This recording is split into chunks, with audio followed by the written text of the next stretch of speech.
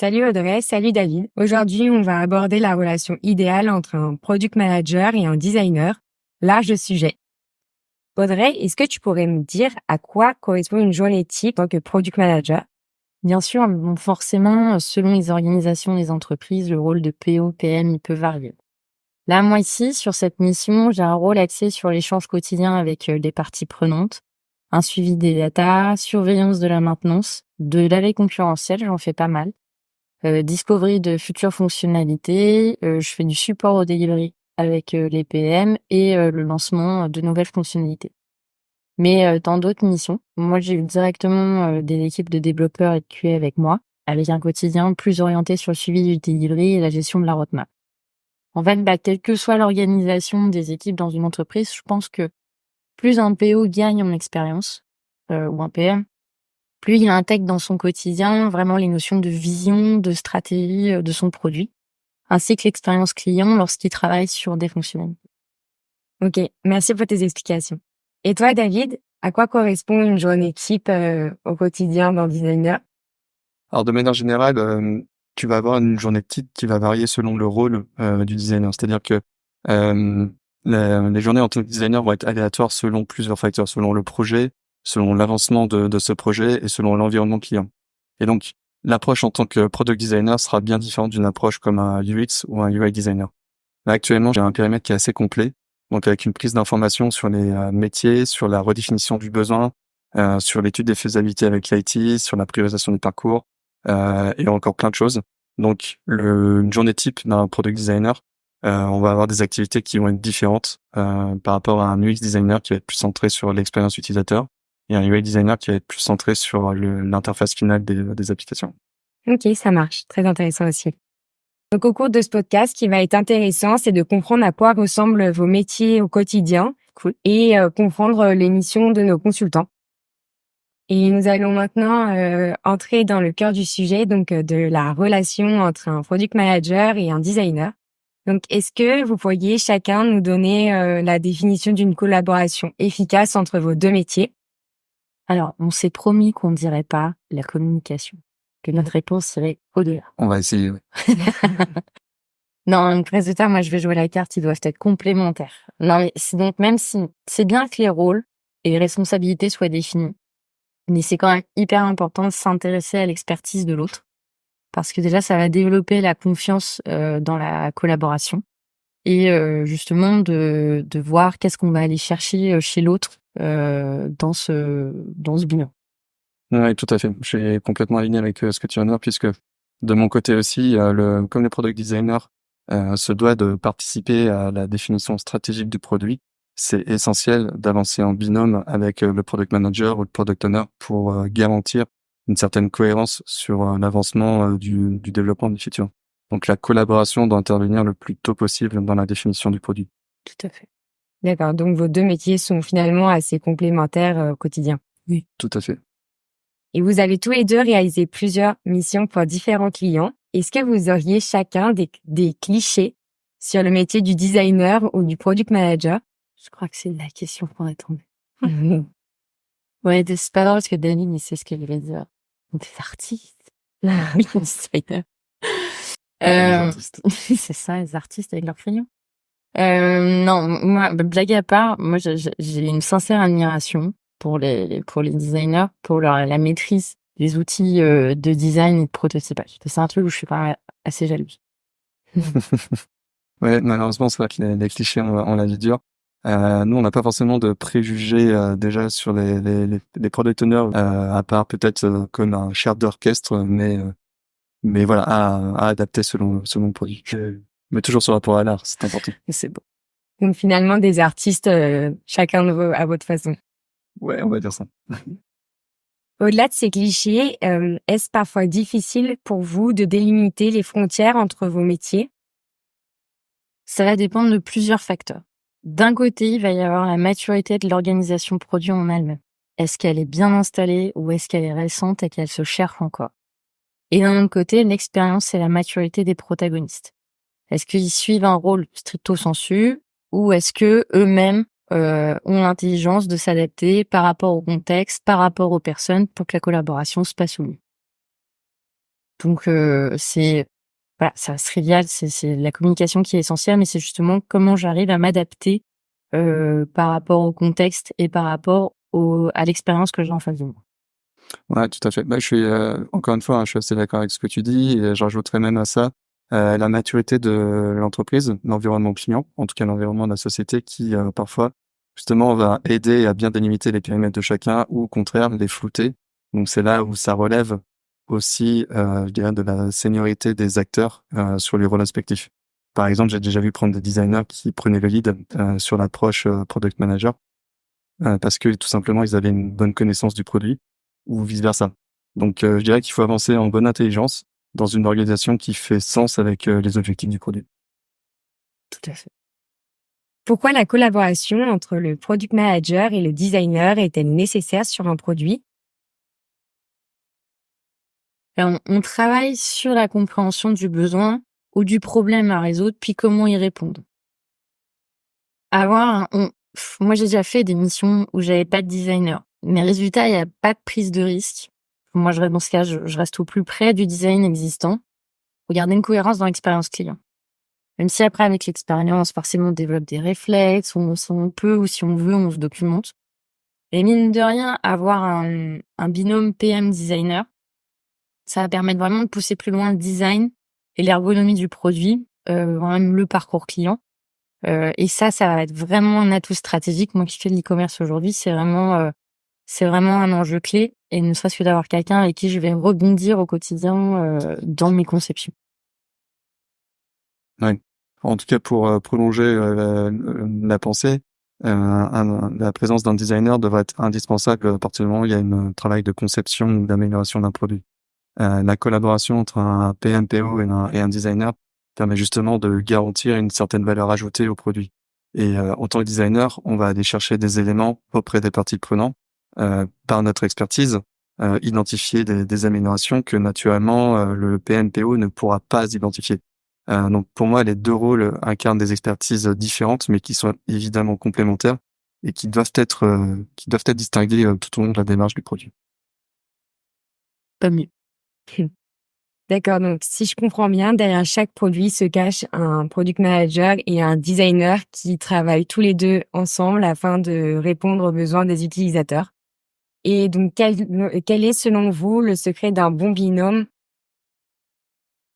Donc ça doit pas être une relation client-fournisseur. Genre, voilà mes features, merci de me faire les maquettes. Je pense que ça doit vraiment être une collaboration dès le début de la conception, en fait, même de la réflexion de la fonctionnalité.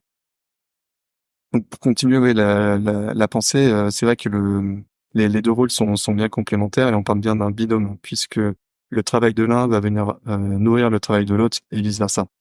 Comme je disais tout à l'heure, il y a des choses en tant que designer qu'on va identifier qu'un POPM ne pourra pas identifier et vice versa. Donc c'est pour ça que ça se traduit justement ce binôme généralement par une implication des deux rôles le plus tôt possible dans la réflexion du produit pour par exemple identifier les étapes importantes par exemple dans la discovery. Et donc la suite, ça se traduit généralement par des rituels de sorte à échanger et avancer selon différents enjeux que ces deux rôles peuvent respectivement avoir identifiés. Quand tu parles de rituel, tu entends quoi? J'entends plusieurs choses. Ça va dépendre encore une fois de la dynamique du produit, de la dynamique du client. Pour ma part, de ce que j'ai observé, le plus efficace, c'est un point hebdo pour partager les actions et les évolutions des priorités. Alors, moi, personnellement, pas très pour être. Parce que je trouve que ça arrive toujours trop vite ou pas assez. Alors là, c'est un peu une vision idéale, mais c'est vrai que de manière générale, quand je collabore, que ce soit avec un designer ou avec mes lead dev, moi j'aime bien échanger quotidiennement avec eux pour partager sur des éventuels changements de priorisation, malheureusement, ça peut arriver, ou des nouveaux sujets à venir. Mais alors oui, le point hebdo, il est peut-être nécessaire dans l'agenda, mais en fait, dans l'absolu, c'est bien. Mais enfin, moi je pense que c'est bien de physiquement être installé pas loin, ou même si on est avec le télétravail, de se faire des petits catch-up quotidiens qui parfois vont durer quelques minutes et parfois se dire bah tiens, faudrait que je te voie sur tel point. Mais à mon sens, comme ça, la relation est plus fluide. C'est peut-être mon côté, j'aime pas les cadres. Non, mais ça dépend. Et pour toi, justement, cet entretien, tu le mets pas forcément dans le daily? T'as pas le daily avec l'équipe parce que normalement le daily c'est des développeurs. Et enfin, moi j'ai eu des équipes où les développeurs voulaient que je participe au daily. Même moi, au même titre, je faisais qu'est-ce que j'ai fait hier, qu'est-ce que je vais faire aujourd'hui, prendre blocage ou pas. Mais peut-être que ouais, un daily avec mes designers. Un daily propre PO design. Et ouais, je t'adhère. Ah, complètement. Ben, encore une fois, ça dépend encore de l'avancement du produit, de l'étape où on en est justement sur le produit ou sur une feature et même de l'environnement client. Je dirais que à chaque fois, voilà, faut s'adapter à l'ensemble de ces paramètres et c'est ça qui va définir si la fréquence, on a besoin d'adapter cette fréquence sous la forme d'un daily ou d'un point hebdo ou même toutes les 2 semaines. Ouais, en fait, c'est limite, c'est t'arrives le matin ou t'es au café et c'est t'es sur quoi? Bah, je suis là-dessus. Bah, tiens, faudra que je t'en reparle. Oui, voilà. Ton ami. Vous avez l'air de plutôt bien vous adapter au quotidien. Et en parlant de ça, avez-vous déjà rencontré des défis ou des conflits dans vos collaborations avec un product manager ou un designer? Et comment vous les avez surmontés si ça a été le cas? Alors, oui, je me regarde pas comme ça. Non. Parce que moi, malheureusement, j'ai jamais eu la chance d'avoir un designer rien que pour moi. Ou du moins rien que pour mon produit. Donc en fait, les écueils, moi, que j'ai pu rencontrer, c'était lié à la disponibilité du designer parce qu'il travaillait sur différentes équipes. Et donc à l'attente de certains éléments de sa part. Mais donc résultat, on a dû trouver des solutions en se réunissant avec lui, avec les autres PM pour en fait l'aider à prioriser sa charge.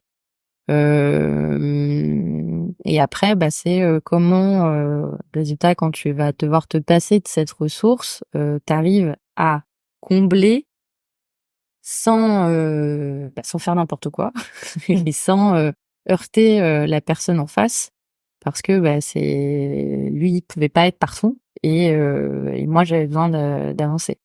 Mais donc moi c'est plutôt voilà ces écueils-là que j'ai eu parce que malheureusement j'ai pas eu mon designer à moi comme j'ai pu avoir des devs ou des QA ou des lead devs avec qui je pouvais collaborer vraiment sans avoir cette contrainte de partage.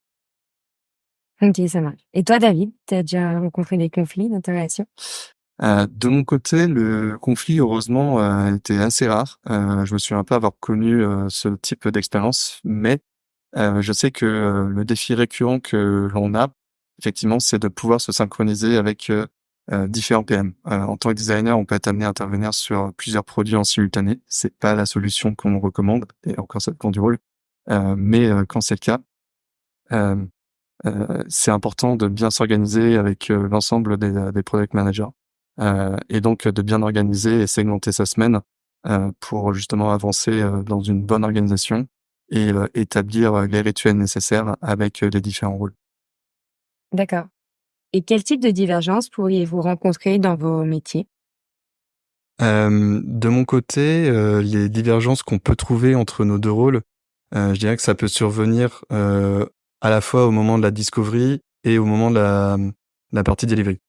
Côté discovery, il est important, je trouve, que le designer puisse sensibiliser ses interlocuteurs, en tout cas les personnes avec qui il travaille, aux actions nécessaires à mener dans cette recherche dans le temps défini, de sorte à ce que chaque rôle, chaque personne puisse être avertie de ses actions et que chacun puisse s'organiser en conséquence. Ensuite, côté delivery, il arrive aussi que le product manager ait sa vision de l'ergonomie. Et donc, c'est très important que le designer puisse l'entendre, puisque ça peut venir nourrir sa vision ou sa réflexion sur les parcours utilisateurs. Mais c'est important que ça ne soit pas imposé tel quel au designer, puisque c'est ce dernier qui va être garant de l'expérience utilisateur. Donc, je recommande généralement que ces échanges soient orientés autour du besoin utilisateur plutôt qu'autour d'une solution à formaliser. Pour moi, les points les plus risqués, ça va être au moment où il y a des choix à faire rapidement. Ça va être par exemple au lancement d'un MVP, au moment d'un incident ou d'un changement de périmètre, une date de lancement qui a été avancée. Où autant le PM que le designer vont devoir faire des choix drastiques avec la nécessité de rester cohérents l'un dans l'autre. Ok, très bien.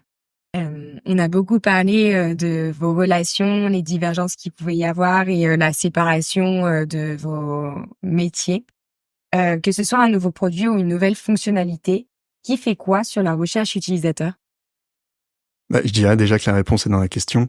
En termes de recherche utilisateur, l'UX designer et dans l'idéal l'UX researcher ont une approche primordiale à mener, puisque ce sont ces deux personnes qui vont aller récolter l'information, la donnée par rapport à l'utilisateur, par rapport aux besoins utilisateurs. Ce sont eux ou à minima l'UX designer qui va venir cibler les démarches ainsi que les actions selon justement les données et les informations qui ont été récoltées. Et enfin, identifier les principaux besoins utilisateurs et ceux du client, puisque dans le cadre d'un produit, c'est important à la fois de prendre en compte le besoin utilisateur, mais aussi la stratégie de la société par rapport à ce produit. Dans le cas d'un produit. Sur une feature, on va être plus concentré évidemment sur le parcours en question, donc le besoin précis par rapport à ce parcours utilisateur vis-à-vis de cette fonctionnalité. Je suis tout à fait d'accord. Personnellement, si je le peux, je délègue complètement la méthode de la recherche utilisateur au design. C'est très bien. Je savais que ça te ferait plaisir. Non, bien sûr, ça m'intéresse. Pour se le dire, j'y prends part, mais c'est vrai que pour moi, si les designers, ça fait partie de leur expertise. Et en plus, moi, j'ai toujours trouvé hyper intéressant leur technique d'interview, parce que moi, je viens du marketing. Donc, je suis pas un temps. Je me suis intéressée aux techniques du PNL, programmation neurolinguistique, donc qui amène à induire beaucoup de choses à ton interlocuteur. Et en fait, moi, c'est là où je me suis rendu compte, en fait, que je devais tout désapprendre sur cette partie-là, parce que justement, en recherche utilisateur, c'est l'inverse. Il faut laisser la place au client. Et en review, notamment aussi, ça m'a moi amené à faire des reviews bien plus intéressantes, parce que je ne cherchais plus l'approbation absolument de mon utilisateur en disant dis-moi que c'est bien, mais vraiment un feedback sincère en me disant même si c'est négatif, je le prendrai et justement je ferai encore mieux évoluer mon produit. Donc ça me fait grandir quand je travaille avec des designers. C'est beau. Et si tu délègues la recherche utilisateur, Audrey, comment abordes-tu le delivery? Alors là, pour le coup, le delivery, il va avoir ses aléas en termes de priorisation, en termes de nouveaux périmètres surprises. Donc c'est primordial qu'une fonctionnalité qui part en développement, le PM et le designer sont parfaitement alignés sur la conception à la base. Et ça partira beaucoup plus vite et beaucoup plus fluide. Complètement. Je te rejoins aussi encore une fois dans cette vision, c'est que pendant les phases de delivery, le binôme design PM est très important puisqu'il permet de rester efficace sur les synergies que tu viens de décrire, donc qui sont créées avec le développeur, enfin les développeurs. Bien souvent, il y a des ajustements qui sont nécessaires pour répondre aux contraintes que l'équipe de développement peuvent avoir, que ce soit côté front ou côté back. Et donc ça peut nécessiter une reconception, voire une mini-phase de recherche d'input utilisateur. Donc voilà, sur la phase de delivery, ce binôme designer-PM reste essentiel. Et il en va de même, je trouve, sur la priorisation des tâches, puisque cette priorisation d'un sprint à un autre, en fait, va dépendre aussi de l'avancée du designer et peut dépendre de la visibilité qu'a le product owner ou product manager, si en plus il y a une évolution de la stratégie de la société par rapport à ce produit. Donc encore une fois, ce binôme est essentiel pour l'avancée saine du produit et de l'intégration des features. Moi, j'aime presque en fait ces mini-phases de, comme tu dis, de recherche utilisateur pendant le delivery, parce que je trouve que là, c'est vraiment là qu'on va parfois recorriger, tu sais, on va peaufiner. Et tout à fait. C'est là qu'on arrive vraiment à des trucs hyper simples. Tout à fait. Mais elles sont essentielles. Et dans l'idéal, dans un monde idéal, elles devraient arriver régulièrement, puisque entre le moment où tu commences le produit, ou en tout cas l'intégration des features, et le moment où tu les intègres vraiment, il peut se passer du temps et il arrive qu'il y ait une évolution justement des besoins utilisateurs. Donc d'où l'intérêt de rester vigilant sur ce rework, j'ai envie de dire en tout cas ce travail à nouveau des éléments. Et ça fait partie des prérequis d'un UX designer de revoir les personas, justement de les ajuster si besoin au fil de la conception du produit. Tout à fait. Si on revient sur le sujet donc de la relation entre un product manager et un designer, comment voyez-vous l'évolution de la relation entre vos deux métiers sur les années à venir, compte tenu des évolutions technologiques et des tendances du marché? C'est une question super difficile. Ouais, merci. Écoute, je commence et puis tu rebondiras dessus. Ça marche. Non, c'est compliqué de se projeter avec l'évolution des technos, surtout avec l'arrivée là de l'IA et qui va arriver dans nos quotidiens, je pense professionnels. Mais je pense qu'avec l'évolution de nos rôles et leur compréhension, surtout par les clients, parce que c'est une chose aussi importante, je pense que les nouveautés technologiques vont venir accélérer certains process pour en les rendant plus efficaces et marquer davantage nos différentes expertises. Je pense par exemple à l'approche utilisateur qui pourrait être encore plus valorisée dans la phase de discovery. Ouais, non, en vrai, il y a des gens qui disent nos postes, ils pourraient disparaître avec l'intelligence artificielle.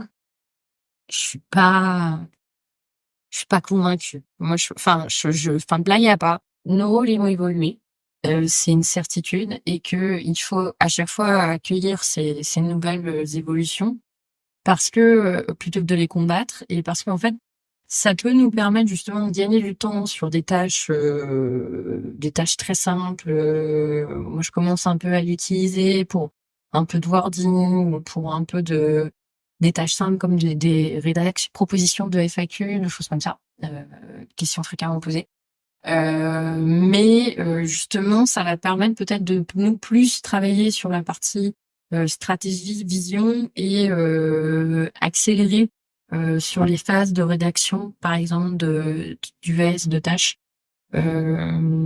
pour vraiment mettre le curseur sur des tâches en fait qu'on n'a peut-être pas encore identifiées, mais on va peut-être pousser plus loin encore l'efficacité du produit et la mise au centre de l'utilisateur grâce à ça, parce qu'on va se débarrasser du superflu. D'accord, donc surtout sur l'optimisation des tâches au quotidien. C'est vachement bien résumé. Mais en tout cas, votre relation ne disparaîtra pas. Non. Oh non. Heureusement, les relations humaines restent essentielles. Ça, c'est plutôt positif. Une dernière question de mon côté. Quel est le produit phare qui a révolutionné votre quotidien? Waouh, révolutionné, carrément. Ils ont les grands mots. Complètement. Bien, moi, j'ai ma réponse à cette question. Moi, j'avoue, il y a une appli que j'utilise quotidiennement, c'est Citymap. Et j'avoue, alors j'ai dans mes contraintes de temps chaque jour, c'est vraiment mon compagnon préféré.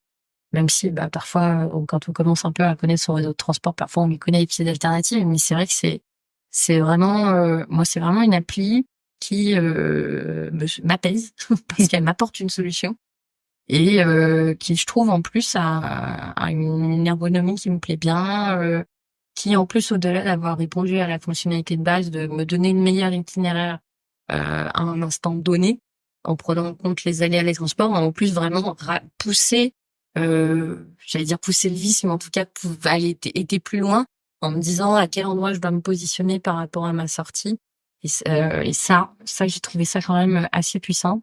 Et en plus, c'est devenu un petit peu mon petit repère quand je voyage, que ce soit en France ou à l'étranger, de si l'appli existe ou pas. Et résultat, j'ai une certaine confiance dessus, quoi. Donc voilà, Citymapper. Je te rejoins, je l'utilise quotidiennement aussi et c'est quand même très utile. Ouais, je rejoins. C'est une application géniale. Juste quand ça t'indique de te mettre à l'avant du métro et qu'en fait la sortie était derrière, ça arrive. Mais heureusement, c'est rare. Même si Google Maps se rapproche de plus en plus de ce modèle.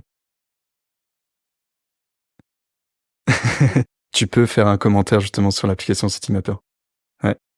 Moi, je dirais que l'application phare, celle qui est indispensable à mon quotidien, c'est les applications de streaming de musique. Et c'est intéressant de voir l'évolution des besoins, des comportements et des fonctionnalités qui sont intégrées.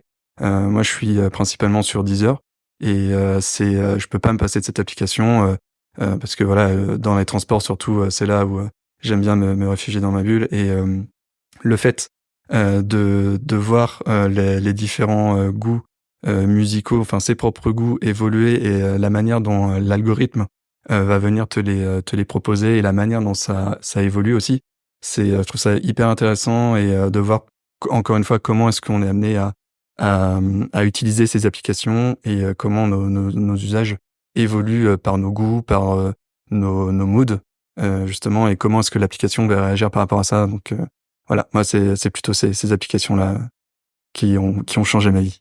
Ouais, c'est vrai que c'est pas mal. Merci beaucoup en tout cas pour cet échange, David et Audrey. Merci à toi. C'était très Merci. intéressant de connaître un peu plus votre quotidien.